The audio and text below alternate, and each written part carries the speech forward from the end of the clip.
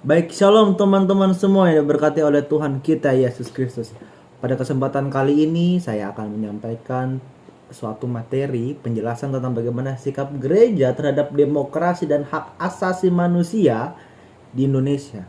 Bagaimana peran gereja itu mendukung hak asasi manusia dengan demokrasi, teman-teman. Dan teman-teman pasti penasaran, maka dari situ sebelum kita jauh lebih lanjut, mari kita berdoa.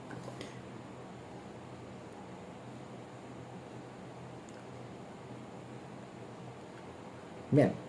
Oke, saya rasa teman-teman semua akan berdoa dengan kepercayaan teman-teman masing-masing. Karena apa? Karena video ini dibuat untuk kalangan kita semua, terutama untuk tugas saya sebagai tugas uas saya, seperti itu. Oke, mari kita lanjut. Bagaimana sikap gereja terhadap demokrasi dan hak asasi manusia di Indonesia? Sana dikatakan bahwa demokrasi dan hak asasi manusia atau HAM, kalau disingkat secara HAM seperti itu ya, merupakan dua pilar utama dalam menjaga keadilan dan kesetaraan dalam masyarakat.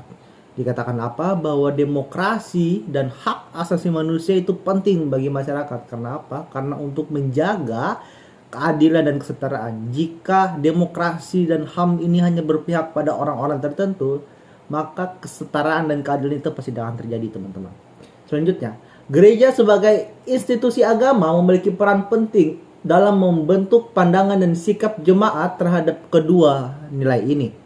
Gereja memegang peran penting, teman-teman. Karena apa? Karena gereja mendukung hak asasi manusia dan demokrasi itu sama rata.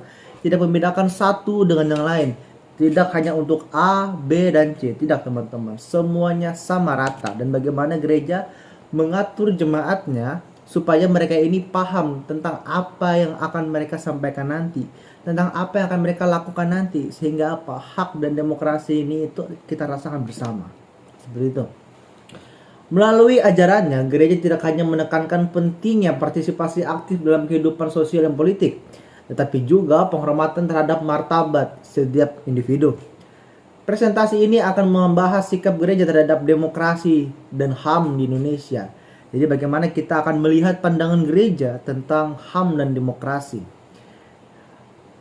Mengulas peran historis gereja, prinsip-prinsip ajarannya tentang apa yang akan dihadapi, serta rekomendasi untuk memperkuat kontribusi gereja dalam memajukan demokrasi dan HAM.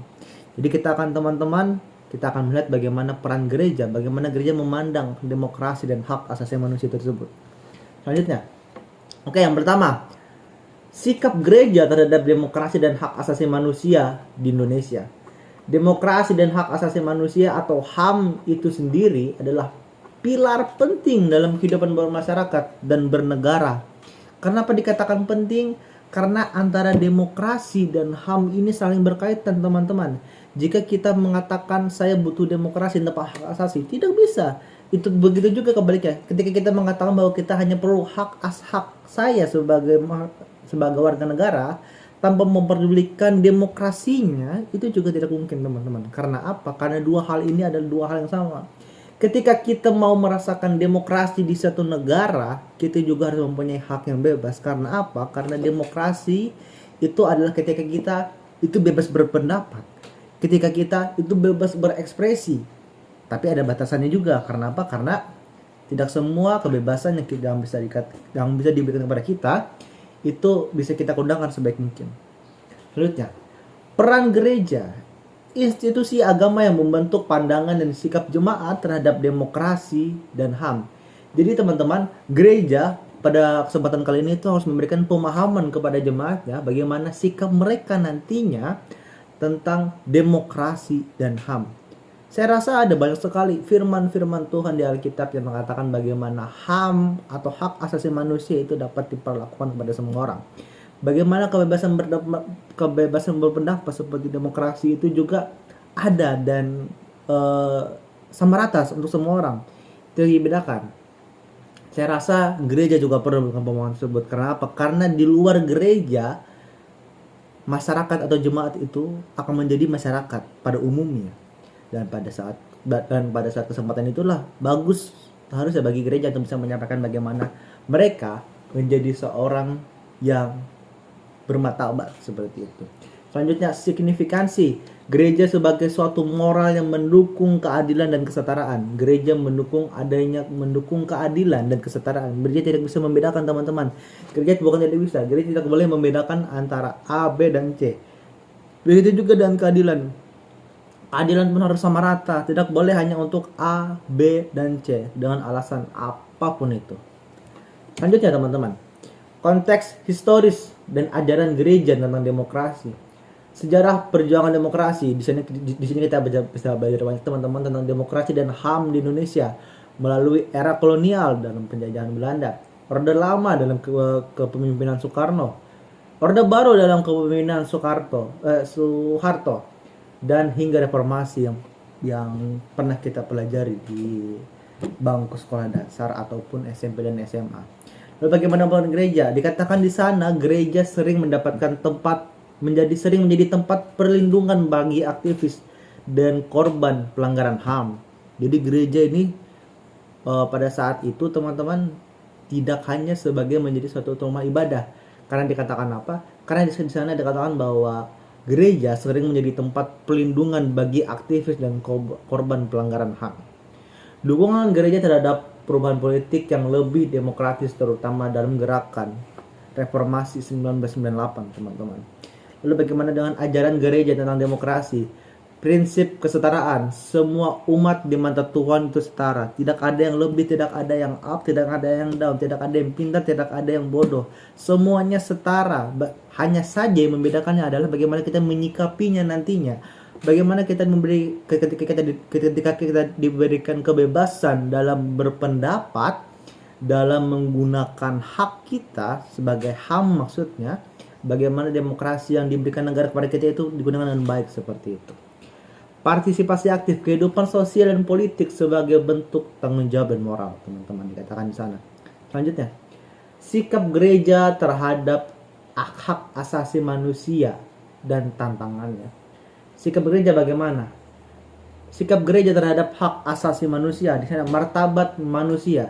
Setiap manusia memiliki martabat yang tak tergantikan sebagai ciptaan Tuhan. Tidak ada manusia yang lebih dari Tuhan. Semua manusia itu bermartabat. Karena apa? Karena Tuhan menciptakan manusia sebagai suatu ciptaan yang bermartabat sesuai dengan kehendak Tuhan, teman-teman. Yang kedua, penentangan terhadap penindasan. Gereja menentang segala bentuk penindasan dan pelanggaran HAM. Gereja sama sekali tidak bisa membenarkan bagaimana suatu kekerasan, apapun itu alasannya, itu dibenarkan. Apalagi dengan memakai alasan itu HAM seperti itu sangat tidak bisa dibenarkan. Tindakan konkretnya bagaimana? Advokasi korban, pendampingan hukum, kampanye kesadaran dan bantuan langsung. Program bantuan, dukungan material dan psikologis untuk kelompok rentan, dalam tanda kutip pengungsi yang minoritas. Lalu bagaimana dengan tantangan dan kontroversinya? Tantangan internal, perbedaan pandangan dalam gereja terkait isu politik dan HAM. Karena dalam gereja ini ada berbagai macam sifat manusia, unik sekali. Di sana ada A, B, dan C. Jadi di sana pasti akan ada perbedaan pandangan bagaimana mereka memandang politik A, B, dan C. Jadi gereja harus bisa memandang bagaimana mereka menyikapinya ini. Lalu yang kedua, kontroversi eksternal. Kritik terhadap gereja yang dianggap terlalu politis atau tidak cukup vokal dalam hal isu HAM. Selanjutnya. Lalu setelah sekian panjang pembahasan kita bicarakan, teman-teman, bisa kita simpulkan bahwa peran penting gereja di Indonesia memiliki peran penting dalam mendukung demokrasi dan HAM. Jadi tugas gereja dalam hal ini juga penting, teman-teman. Mereka harus bisa memberikan pemahaman kepada jemaatnya, kepada umatnya, bagaimana mereka harus menyikapi HAM, bagaimana mereka harus menyikapi demokrasi tersebut. Agar apa? Agar setiap apa yang telah mereka dipelajari dalam ajaran firman Tuhan itu bisa mereka realisasikan dalam kehidupan mereka. Karena apa? Karena saya yakin seperti ini. Tidak mungkin Allah itu menciptakan sesuatu hal yang salah seperti itu. Seperti tidak mendukung demokrasi ataupun HAM. Lalu bagaimana dengan nilai demokratisnya? Ajaran gereja mendukung nilai-nilai demokratis dan penghormatan terhadap martabat manusia. Kenapa? Karena dikatakan pada penjelasan sebelumnya bahwa semua manusia itu bermartabat.